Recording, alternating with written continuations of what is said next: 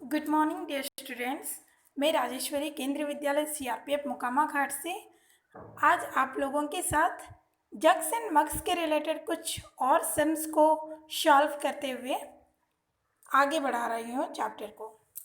बच्चों यहाँ पे देखिए कुछ एटेंशियल्स आपके सामने पेश किया गया है और उसको कैटेगराइज किया गया है ABCD।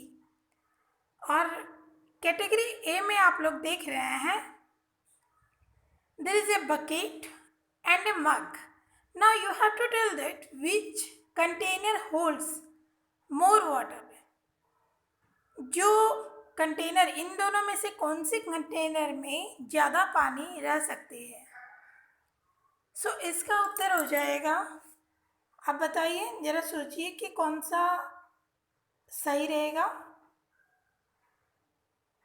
तो इसका उत्तर हो जाएगा कि the bucket will hold more water. तो आपको भी अपने बुक में, अगर जिनके पास बुक नहीं है वे लोग कॉपी में भी बनाएंगे, लेकिन बनाना ज़रूरी है। उसको रिंग करना है कि कौन से एटेंशियल में, कौन से बर्तन में ज़्यादा पानी रह सकता है। अभी ग्रुप बी में चलिए। ग्रुप बी में एक कप है और दूसरा है शॉशर। कप एंड शॉशर है।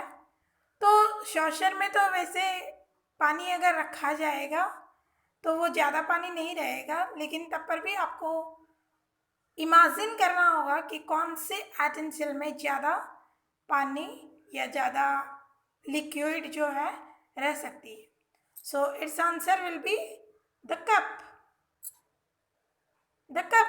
ओके। और ग्रुप सी में चलिए देखते हैं। ग्रुप सी में एक पॉट दिया हुआ है और दूसरा एक वेसल है जिसको हम सुराही कहते हैं। तो अभी आपको अंदाज़ा लगाना है कि दोनों के हाइट बराबर है। सो इनमें से कौन सी चीज़ में पानी ज़्यादा रह सकती है।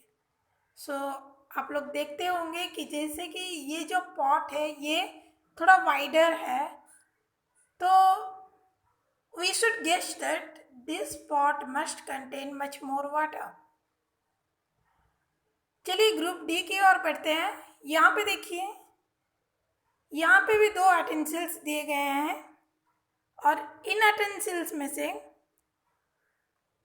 एक बहुत ही बड़ा है पॉट है और दूसरा एक छोटा वाला पॉट ही है। तो इनमें से ऑफ कोर्स यही एटेंशियल में ज़्यादा पानी भरेगा। सो बच्चों, आप लोगों को इतना ज़रूर समझ में आया होगा और इसी चैप्टर को थोड़ा आगे भी बढ़ाते हैं हम लोग। यहाँ पे देखिए, फिल रानीस मिल्क पॉट। रानी नाम की एक लड़की है, ठीक है। रानी एंड द मिल्कमैन, ये एक बहुत सुंदर कहानी के द्वारा आपको चैप्टर की तरफ ली गई है। सो ये चैप्टर स्टार्ट होती है, ये कहानी कुछ इस तरह शुरू होती है। यहाँ पे बुक में कुछ छुटे हुए हैं, उसको मैं अपने बुक से पढ़कर आप लोगों को सुना रही हूँ। Anil is a milkman. He gives the same amount of milk at Rani's house every day. He uses a mug 3 times to fill Rani's milk pot. बच्चों देखिए, अनिल नाम का एक दूध वाला रानी के घर में रोज दूध दिया करता है और रानी एक ही बर्तन लाती थी, ठीक है। वही बर्तन में बार बार वो मिल्क को फिल करती थी और अनिल के पास एक मग था और वो मग से वो 3 बार दूध निकालकर जब भरता था रानी का बड़ा वाला एटेंशियल में, तो वो बिल्कुल फुल हो जाता था, ठीक है। One day, Rani's mother gave her a different pot. एक दिन क्या हुआ, रानी जो बर्तन रोज लाया करती थी वो नहीं लाई। रानी की माँ ने दूसरे बर्तन उसके हाथ पकड़ा दिए और बोले कि रानी जाओ मिल्क ले आओ, ठीक है, दूध ले आओ। So every day Rani's pot would fill to the top. प्रतिदिन क्या होता था कि वो जो पहले जो बर्तन लाती थी उसमें अनिल 3 मग मिल्क दिया करता था और 3 मग के बाद वो बर्तन बिल्कुल फिल हो जाता था, पूरा हो जाता था।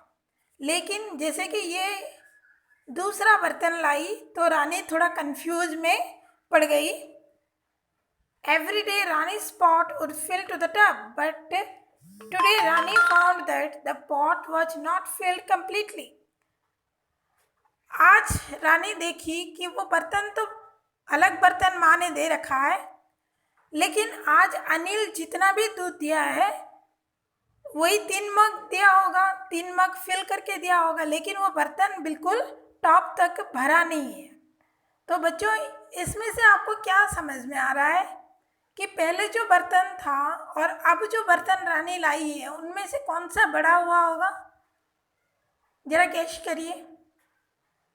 ऑफ कोर्स आप लोग सही उत्तर दे रहे हो और आपका उत्तर अभी जो बर्तन लाई है उसमें वो बड़ा बर्तन है, ताकि 3 मग भरने के बाद भी बहुत जगह बचा हुआ है दूध भरने के लिए। लेकिन वो पिछला जो बर्तन लाती थी वो छोटा वाला बर्तन था जिसमें कि 3 मग दूध डालने के बाद जगह ही नहीं बचता था।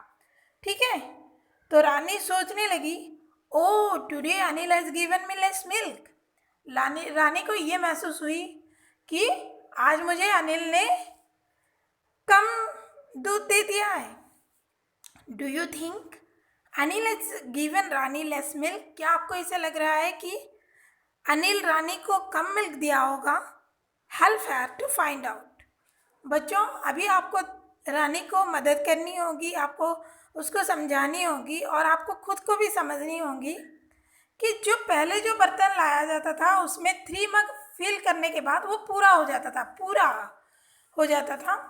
लेकिन अभी वाला बर्तन में वही 3 मग दूध डालने के बाद भी जगह बचा हुआ है। इसका मतलब ये है कि अभी वाला बर्तन जो है वो बड़ा है पिछले वाला बर्तन से।